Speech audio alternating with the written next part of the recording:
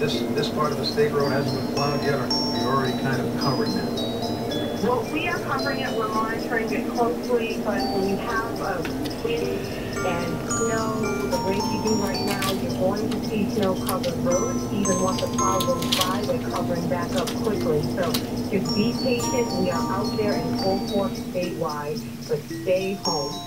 Rose Amorose from the Rhode Island Department of Transportation, we thank you for joining us during our coverage of the blizzard of 2015. I just got hold of this.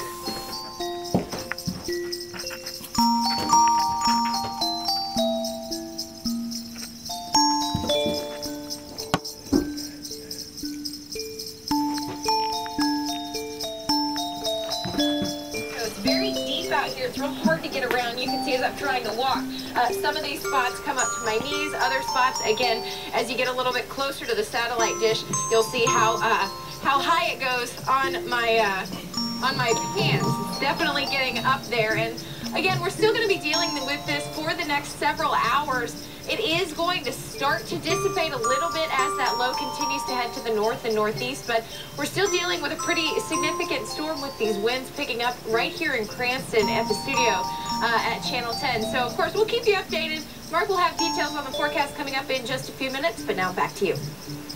All right, thank you, Kelly. We've got some news in from Plymouth. In Plymouth, there's a shelter at Plymouth North High School. They have all the shelters in Massachusetts. That's the most populated one. 25 all in Massachusetts. Fewer than 200 people have reported to shelters. There's a capacity of 7,500.